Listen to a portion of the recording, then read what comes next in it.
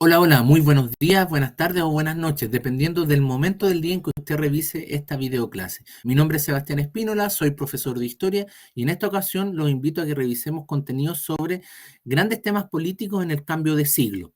¿En qué cambio de siglo? No del 19 al 20, sino del 20 al 21. Estamos hablando de la segunda mitad del siglo XX, 1950, hasta inicios del siglo XXI. Eh, Vamos a ver una selección de temas importantes de este periodo que coincide con el periodo de la Guerra Fría, que ya estudiamos en otra clase, y algunos temas, algunos procesos históricos que se dieron bajo ese contexto, y la caída, ¿no es cierto?, de la Unión Soviética, la vamos a estudiar un poquito más en profundidad, y la situación del mundo posterior a eso, a la caída de la Unión Soviética. Eh, Cómo se entendió en esa época, en los años 90, cerca del año 2000, ¿no es cierto?, el derrumbe de los socialismos y del gran proyecto de la Unión Soviética, y la sensación que quedó, ¿no es cierto?, de que Estados Unidos como victorioso de la Guerra Fría y como único modelo a seguir en el mundo, único modelo político a seguir y único modelo económico, que duró y se vivenció en los años 90, pero que después, por supuesto, empezaron a surgir otros modelos y otros países importantes que tomaron fuerza económicamente y que hicieron, ¿no sé, tambalear esa especie de sensación que quedó en los 90 de que Estados Unidos era la única gran potencia del mundo. Empezaron a surgir otras potencias como China, como la India, la misma Rusia que vuelve a resurgir, ¿no es cierto?, con algo más de fuerza, bloques económicos y políticos como la Unión Europea, etcétera. Eso es lo que vamos a analizar en esta sesión. Partamos, ¿no es cierto?, con la temática de la formación de la ONU. Esto lo mencionamos como una consecuencia de la Segunda Guerra Mundial, pero lo mencionamos así brevemente. Decir, ¿no es cierto?, con más profundidad que la ONU es la Organización de Naciones Unidas, se funda en octubre de 1945. Recordar que la Segunda Guerra Mundial terminó en agosto del 45 con el bombardeo sobre Hiroshima y Nagasaki. Estados Unidos invita a casi todos los países del mundo a una gran convención en la ciudad de San Francisco, en la costa oeste, ¿no es cierto?, de Estados Unidos, a formar, ¿no es cierto?, la Organización de Naciones Unidas, para reemplazar la antigua Sociedad de Naciones, que había sido eh, este, esta sociedad, ¿no es cierto?, que agrupaba varios países que se había fundado cuando terminó la Primera Guerra Mundial y que tenía más o menos la misma visión que la ONU. eh, Tratar de evitar un conflicto bélico y ofrecer instancias diplomáticas de solución de controversias y conflictos entre países, y evitar conflictos bélicos de la proporción que había sido la Primera Guerra Mundial. Pero ya sabemos que la Sociedad de Naciones fracasó, en parte porque no todos los países del mundo estuvieron ahí, y también por las pocas herramientas que se le entregó a esa instancia internacional para mediar y para involucrarse en conflictos entre países. El mismo Estados Unidos no tuvo una participación activa dentro de la Sociedad de Naciones. Por lo tanto, después vino la Segunda Guerra Mundial, la Sociedad de Naciones no hizo nada más que una que otra declaración. En cambio, aprendiendo de esos errores, se funda ahora la Organización de Naciones Unidas como, primero, una instancia de verdad que agrupe a todos los países del mundo. Y segundo, como una instancia con más poder de resolución y de ejecución, de intervención en conflictos internacionales, de intervención humanitaria en países que tienen conflictos internos, etcétera, ya con más atribuciones para cumplir con la misma misión, mantener y resguardar la paz mundial. ¿Ya? Eso, desde un principio esta asociación aparece ahí en el punto 2, ha contado con los mecanismos necesarios para la mediación en los conflictos internacionales. Ustedes saben que a raíz de la ONU, al alero de la ONU, se crea la Corte Internacional de Justicia, que es la Corte de la Haya. Nosotros la conocemos porque nos han demandado como país, a nosotros Chile, ¿no es cierto?, nos han demandado varias veces nuestros países vecinos por alguna controversia limítrofe. Eh, y eso es lo principal que ofrece, ¿no es cierto? Cuando los países son parte de la ONU, pueden firmar o no este compromiso de atenerse a las resoluciones de La Haya. Y cuando los países firman eso, entonces hacen un compromiso de paz. ¿Por qué? Porque dicen, cualquier problema que usted tenga como país, con otro país, lo va a resolver a través de esta Corte Internacional de Justicia, ¿ya? De la Corte de La Haya. Eso. Sus principales objetivos desde su fundación son preservar la paz mundial, el desarrollo social y económico de los países y el resguardo de los derechos humanos. Se dan cuenta aquí ya el área de acción de la ONU es mucho más amplio y introduce el tema de los derechos humanos, que va a ser muy, muy relevante.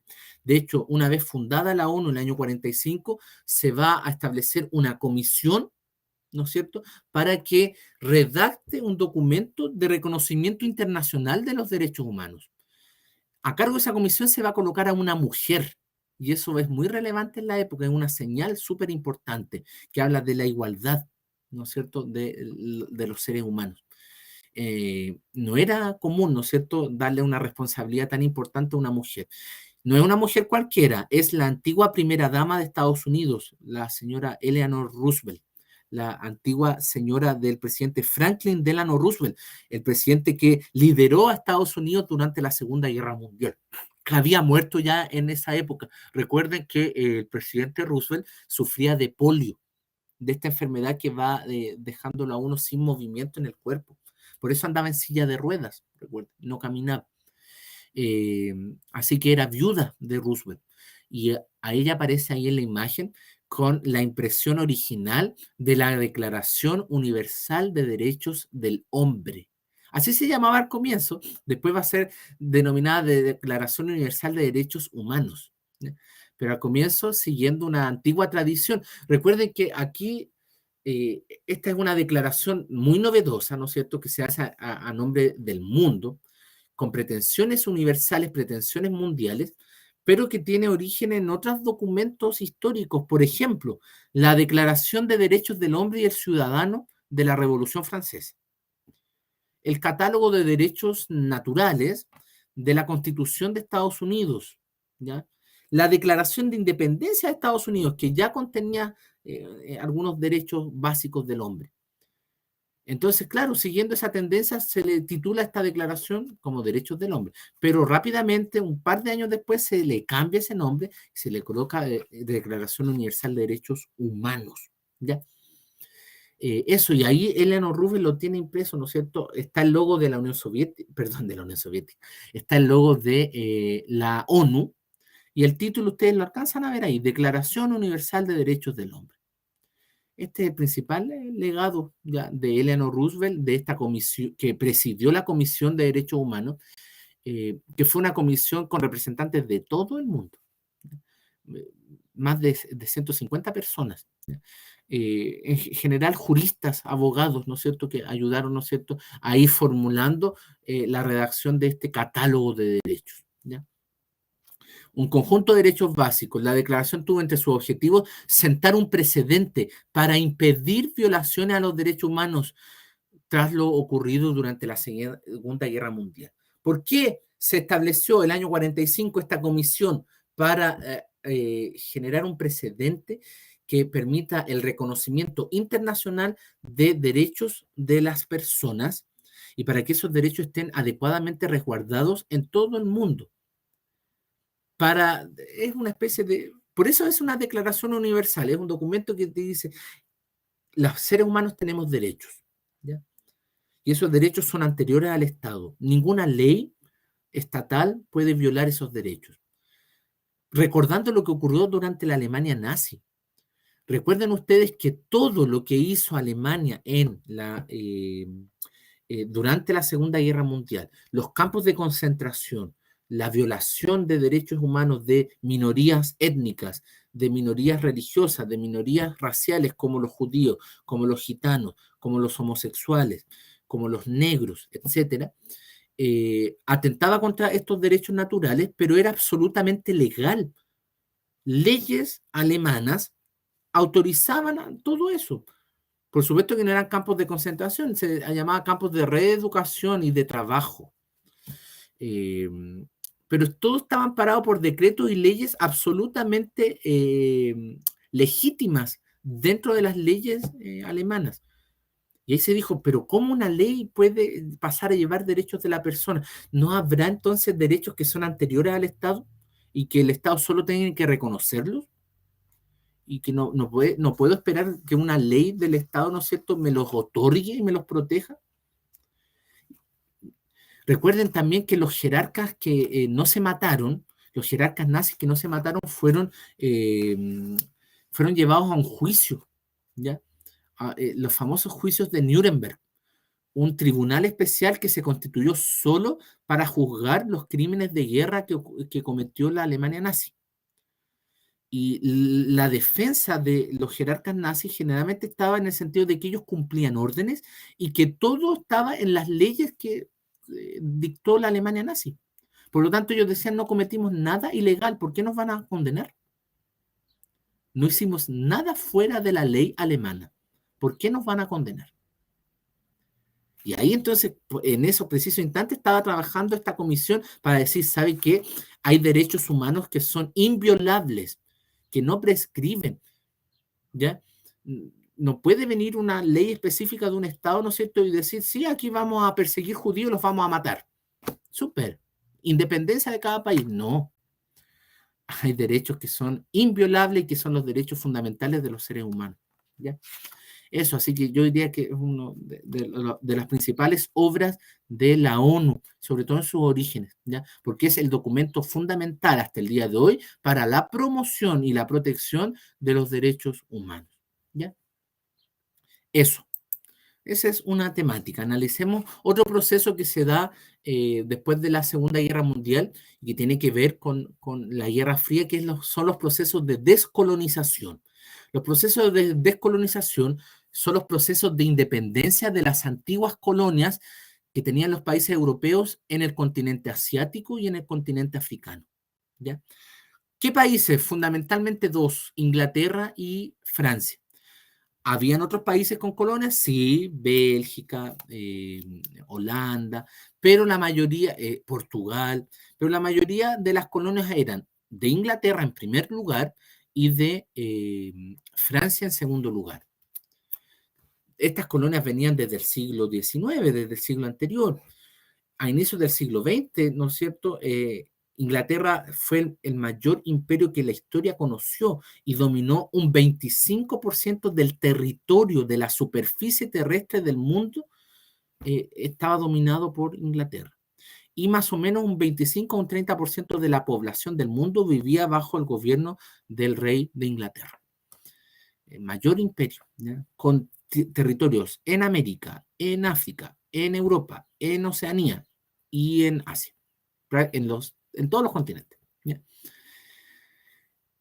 Esos imperios, el imperio inglés, el mayor imperio, ¿no es cierto?, mundial, y el imperio francés, que tenía sobre todo colonias en África y en Asia, se empiezan a derrumbar después de la Segunda Guerra Mundial, precisamente porque las metrópolis, Inglaterra y Francia, se empiezan a debilitar, quedan muy debilitadas política y económicamente después de la Segunda Guerra Mundial.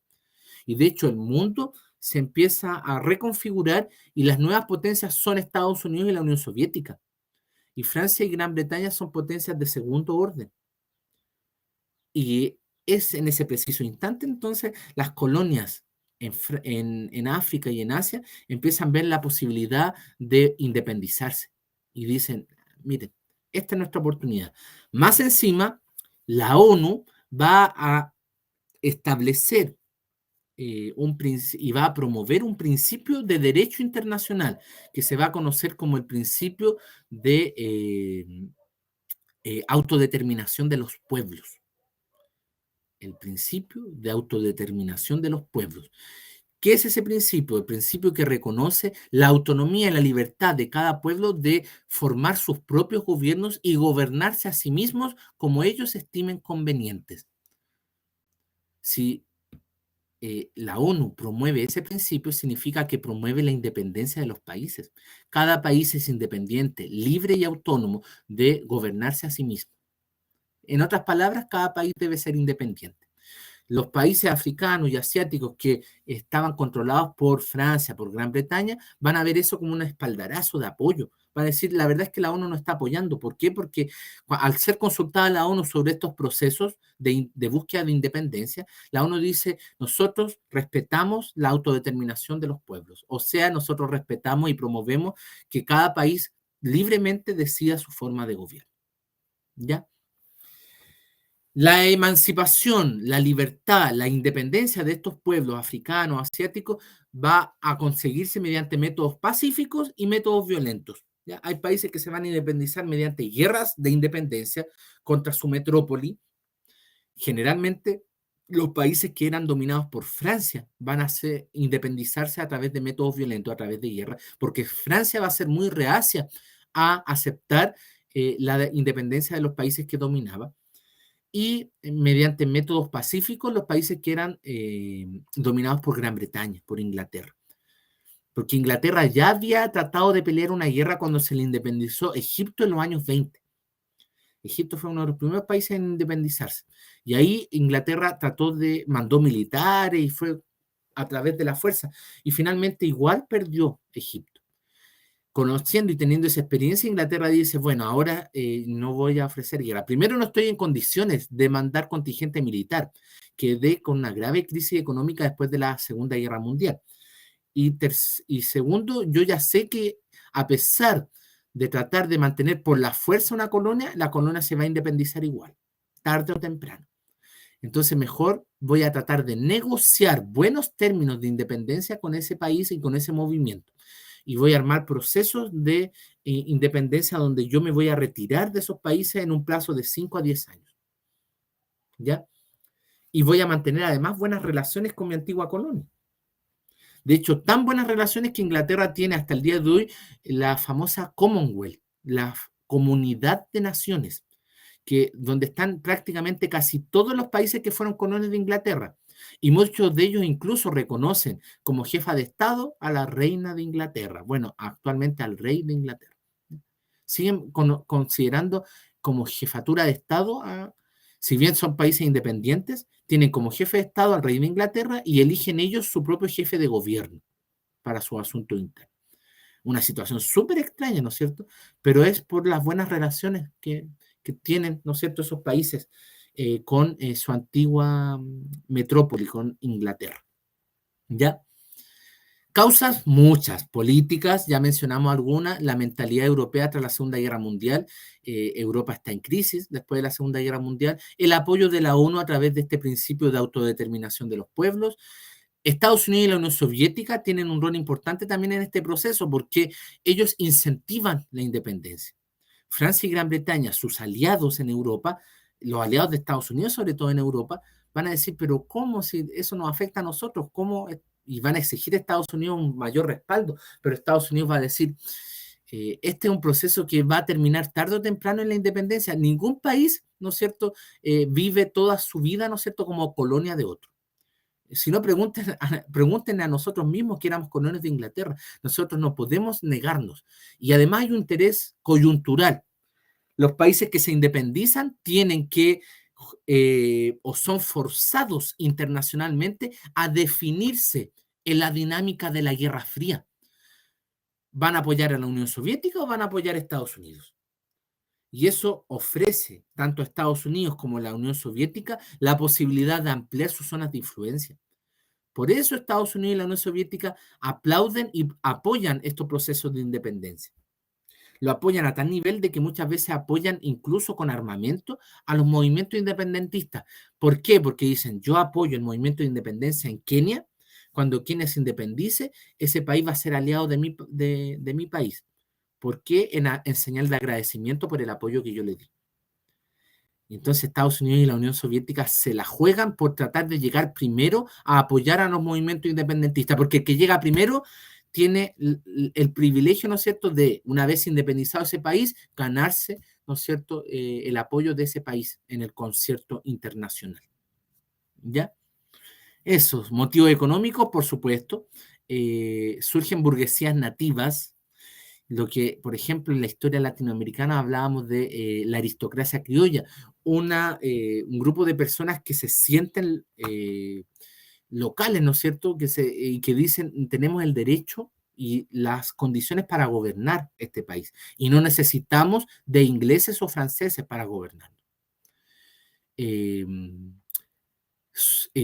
Causas sociales, el aumento de la población de las colonias, sí, y la disminución de la población colonizadora, de la población blanca, si queremos llevarlo a términos raciales. ¿Ya? Y términos, causas culturales. Cada vez más de esta clase alta local en las colonias africanas y en las colonias asiáticas tiene mejor nivel cultural, mejor nivel educacional y por lo tanto se siente con mejores condiciones para gobernar esos países. Se han ido a estudiar a universidades europeas, ¿ya? Y por lo tanto van teniendo o van desarrollando un sentimiento anticolonialista de independencia que promueven al interior de sus países, para lo cual cuentan con el respaldo de algunos países internacionales, para lo cual cuentan con el respaldo de la ONU, como ya vimos, para lo cual cuentan con el respaldo de los medios de comunicación locales de cada país, incluso con el apoyo de la Iglesia Católica en muchos de esos países. ¿Ya? Eso. Aquí, si no me equivoco, les puse un mapa. Veamos. No. Consecuencias del proceso de descolonización. Yo creo que caen de cajón, ¿no es cierto? Decaen los imperios coloniales europeos hasta prácticamente desaparecer. Se desarrolla un nuevo tipo de colonialismo por Estados Unidos y la Unión Soviética, donde estos países luchan por sumar a sus zonas de influencia a estos nuevos países independientes, en África y en Asia. La formación del movimiento de países no alineados.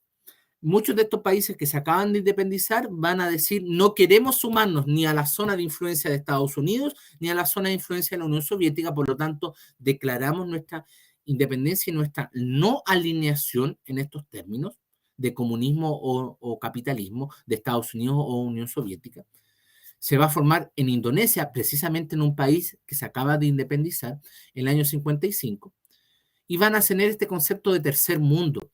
¿Por qué tercer mundo? Primer mundo, los países Estados Unidos y los países de Europa Occidental. Segundo mundo, la Unión Soviética y los países de Europa Oriental bajo su dominio, los países comunistas. Tercer mundo, los países que se acaban de independizar en Asia y en África. ¿Ya? Eso. El movimiento de países no alineados lamentablemente no va a ser muy influyente porque ¿qué países son? Países africanos, ¿ya? Lamentablemente países no tan relevantes en el concierto mundial. Era interesante, ¿no es cierto?, como proyecto, sobre todo en medio de la Guerra Fría. ¿Por qué? Porque estos países dicen, exigimos el respeto de los derechos fundamentales consagrados en la Declaración Universal de Derechos Humanos. Exigimos el respeto a nuestra soberanía, el respeto internacional a nuestra soberanía y promovemos el respeto a la soberanía de todos los países en el mundo. Reconocemos todas las etnias que conforman nuestros países y que conforman nuestras naciones. Exigimos la no intervención de los países del mundo en nuestros asuntos internos y promovemos esa no intervención de un país sobre los asuntos de otros países. Y el respeto a nuestra autodefensa, a defender, ¿no es cierto?, nuestras fronteras y delimitar nuestras fronteras. Esta es todo, ¿no es cierto?, lo que las banderas de la independencia internacional de los países. Muy, muy interesante, pero fue poco relevante. Finalmente, muchos de estos países fueron forzados a determinarse como aliados de Estados Unidos o aliados de la Unión Soviética. Eso con el proceso. Aquí está el mapa, ¿ya? Este mapa, ¿no es cierto?, si ustedes lo analizan con detalle, muestra, ¿no es cierto?, el año en que estos países fueron independizándose, ¿ya? Por ejemplo, los que están en un gris, ¿no es cierto?, dice antes de 1950, se independizaron entre el año 40 hasta 1950, más o menos. Después viene una segunda ola de independencias entre el año 50 y el 59, en estos países que aparecen con estas rayas negras. Después del 60 al 69, los últimos después del año 70, y por ahí aparecen con puntos los países que no son reconocidos oficialmente, que son poquitos, ¿ya? Se dan cuenta, toda la zona del sur de Asia y el continente africano completo se independizaron entre los años 40 hasta 1970. Por lo tanto, en medio de la Guerra Fría, por etapas, y de distintas formas dependiendo si eran dominados por Francia o Gran Bretaña. Si eran dominados por Inglaterra, generalmente estaba la posibilidad de un proceso pacífico de independencia. Si eran dominados por Francia, lamentablemente Francia tenía una política de control total y quería mantener el control militar de esos lugares. Finalmente terminaron independizándose igual. ¿Ya? Eso, analicemos ahora la caída del bloque socialista en mayor detalle. Lo mencionábamos en la clase que vimos la Guerra Fría. Lo importante, ¿no es cierto?, es la crisis en que entra la Unión Soviética a fines de los años 70, desde 1975 en adelante. Le golpea fuertemente la crisis del petróleo del año 73. Aumentan en los distintos países de la órbita soviética las demandas por libertades individuales y un conjunto de protestas que al comienzo son bien controladas por la fuerza militar, pero después, ¿no es cierto?, empiezan a surgir fuertes cuestionamientos internacionales porque terminan en matanzas, en verdaderas matanzas. Entonces, en la Unión Soviética empieza a recibir y acusar ese golpe. Nos cuestionan de todos lados del mundo por estas marchas y protestas multitudinarias que exigen mayores libertades los ciudadanos. ¿Qué hacemos?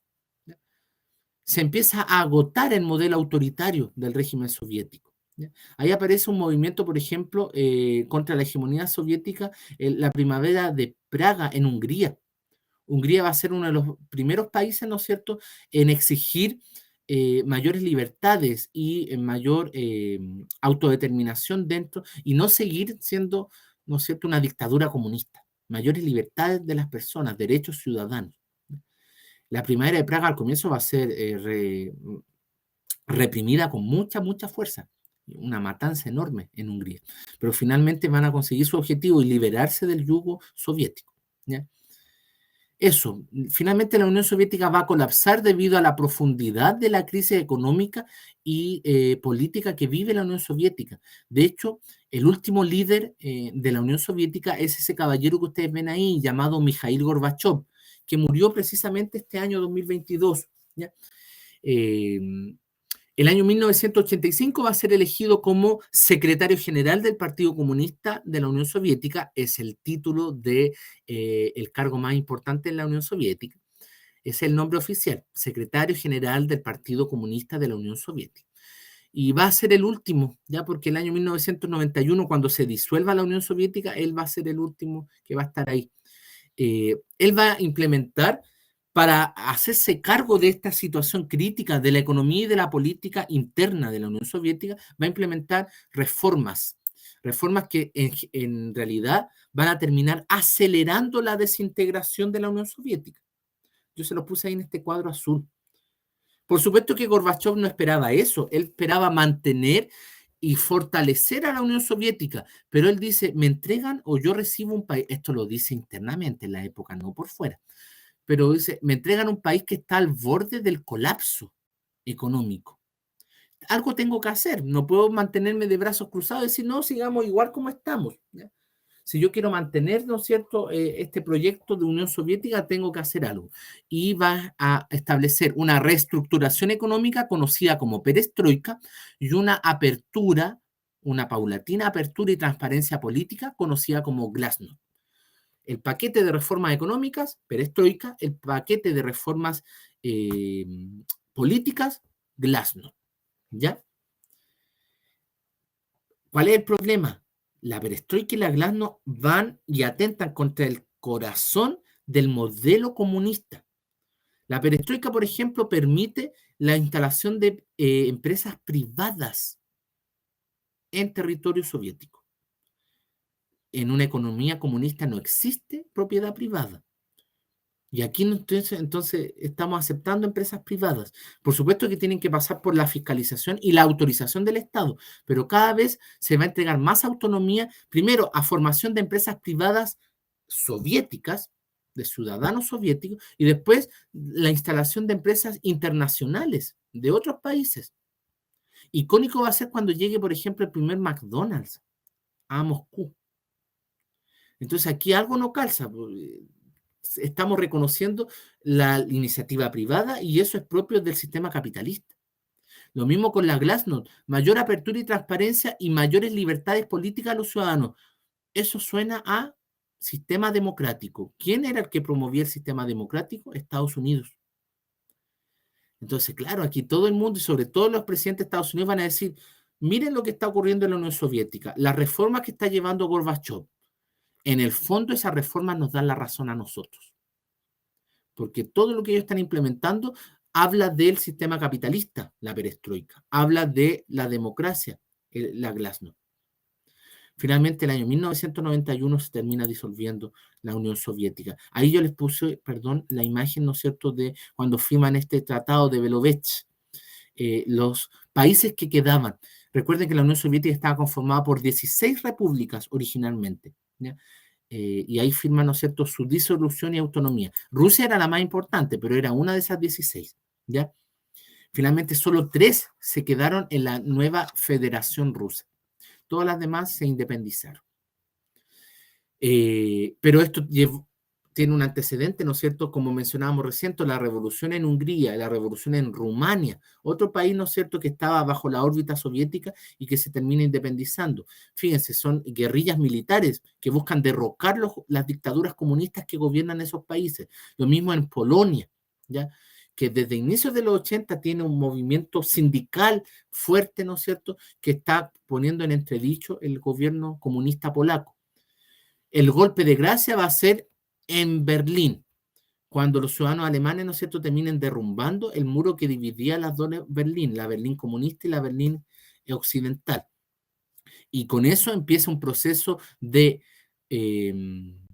reunificación de Alemania. Recuerden que Alemania estaba dividida en 2 países. La Alemania federal, bajo influencia estadounidense, francesa y inglesa, y la Alemania comunista, que era la Alemania que gobernaba la Unión Soviética.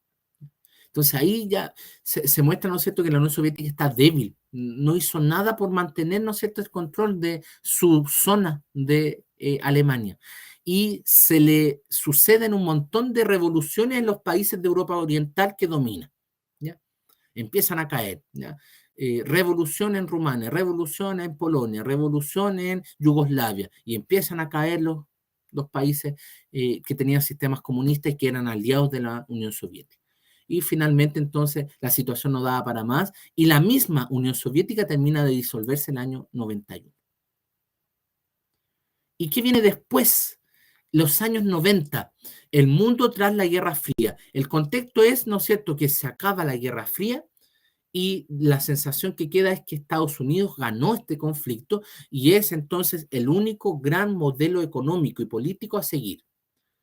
Pero eh, al mismo tiempo, durante los años 90 van a ir surgiendo con fuerza nuevos polos de desarrollo económico en el mundo, que a medida que tomen más relevancia internacional, van a decir, ojo, no hay una sola forma, o no hay solo una gran potencia, porque en los años 90, el año 92, 93, 94, 95, Estados Unidos se paseó campeón, victorioso, ¿no es cierto?, campante por todo el mundo como gran país victorioso de la Guerra Fría. Como decían, y de hecho, algún historiador escribió en los años 90 que el mundo pasó de un mundo bipolar, 2 polos, comunismo o capitalismo, Estados Unidos o Unión Soviética, a un mundo unipolar, donde existe solo un gran polo de desarrollo y una sola gran potencia, Estados Unidos. Pero eso duró poco. Fue la sensación de los años 90. Finalizando los años 90 nos encontramos que ya hay un montón de distintos polos de desarrollo, no de Estados Unidos. Por ejemplo, la Unión Europea, la reformulación, el reimpulso de Europa como gran potencia económica, que va de la mano con la reestructuración de Alemania. Recordar que Alemania es, hasta el día de hoy, la principal economía europea. Por lo tanto, crece la Unión Europea, el conjunto de los países de Europa, crece Alemania. Después, polo de desarrollo económico en Asia, muy, muy fuerte. China, como gran potencia industrial, empieza a tomar fuerza a fines de los 80, durante los años 90 y ya a inicios de los años 2000, es la segunda mayor economía del mundo, por debajo de Estados Unidos. Y lo es hasta el día de hoy, pero ahora le pisa los talones a Estados Unidos. Se estima que hacia el 2030, 2000, como mucho 2040, China va a superar a Estados Unidos como la principal economía del mundo, la que mueve más dinero. China ha puesto todo su esfuerzo. Ustedes saben que China es prácticamente la fábrica del mundo. Casi todo lo que usamos está hecho en China. Aún así, es tan potente y fuerte la economía de Estados Unidos que no ha podido sobrepasarla. ¿Ya? Pero está ahí. Japón. Japón también vive un gran impulso económico desde los años 80 y en los años 90 también se instala como gran polo industrial, donde se fabrican automóviles y se exportan a todo el mundo, donde se fabrica tecnología, donde se fabrica computadores, donde se fabrica electrodomésticos, donde se fabrican celulares, un montón de tecnología de alto nivel, ¿ya? Y se exporta al resto del mundo. Y empiezan a surgir economías emergentes con mucha fuerza. Se habla de los tigres asiáticos en los años 90, que son países como, por ejemplo, Corea del Sur, como por ejemplo Taiwán. Recuerde que Taiwán, la República de Taiwán es un trozo, es una parte, una islita, ¿no es cierto?, que está frente a China, que se declara independiente, pero que China dice, ¿no es cierto?, o reclama soberanía sobre ese territorio. Era una antigua colonia de Gran Bretaña, pero en el proceso de descolonización, Taiwán se independiza. Pero China no reconoce esa independencia y dice, no, ese es territorio chino. Y así está, la pobre Taiwán ahí, ¿no es cierto?, tratando de mantener su independencia, porque China, ¿no es cierto?, tiene siempre una constante amenaza por... Taiwán, ¿no es cierto?, en los años 90 va a ser un gran problema hasta el día de hoy. Taiwán produce muchas cosas, ¿ya? En los años 80 y 90 era común, ¿no es cierto?, las exportaciones taiwanesas de juguetes, de ropa, de zapatillas. ¿Qué otro país? Vietnam se independizó de Francia durante los procesos de descolonización, en una guerra terrible, ¿no es cierto?, porque Francia no aceptaba, ¿no es cierto?, la independencia de sus antiguas colonias. Estados Unidos se metió ahí tratando de ayudar a Francia a retener el control de Vietnam, pero no se pudo. Primero se independiza como una república socialista, y después ya pierde las características socialistas, se abre, ¿no es cierto?, a la economía liberal y toma fuerte impulso porque se empiezan a instalar distintas fábricas en ese territorio, y empieza a surgir como una potencia económica, ¿ya? Fíjense y vean, ¿no es cierto?, dónde se fabrican varias de las zapatillas o de la ropa que ustedes compran y dice, hecho en Vietnam. Corea del Sur. Corea del Sur, ¿no es cierto?, va a vivir es hasta el día de hoy una gran potencia. Tiene empresas como Samsung, tiene empresas como Kia, tiene empresas como Hyundai que fabrican automóviles, fabrican tecnología. Y fíjense, Samsung es la segunda principal compañía fabricante de teléfonos en el mundo, de celulares. Fabrica computadores, fabrica televisores, fabrica electrodomésticos. Es una multinacional enorme y es de Corea del Sur.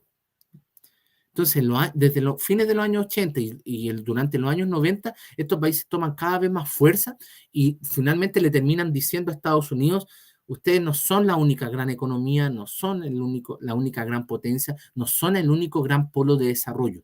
Existen más países y aquí estamos nosotros, China. Aquí está Asia, aquí está Japón, aquí está Corea del Sur, que son o están dentro de las principales economías del mundo. ¿Ya? Entonces hablamos más bien de un mundo multipolar. A fines de los años 90, la verdad, ¿no es cierto?, es que no existe un mundo unipolar con Estados Unidos como única gran potencia. Existe un mundo multipolar con distintos polos de desarrollo. La Unión Europea, Asia, y en Asia tenemos que mencionar a China, a Japón, a estos países emergentes como Corea del Sur, como Indonesia, como Vietnam, etc. Y ya después, durante los años 2000, la reconfiguración de Rusia como país importante y polo de desarrollo importante, ¿ya? Eso, con eso damos por finalizada esta clase. Espero que les haya sido de mucha utilidad. Les agradezco, ¿no es cierto?, su atención y los dejo invitados a una siguiente videoclase. Cuídense mucho y que estén muy bien. Chao, chao.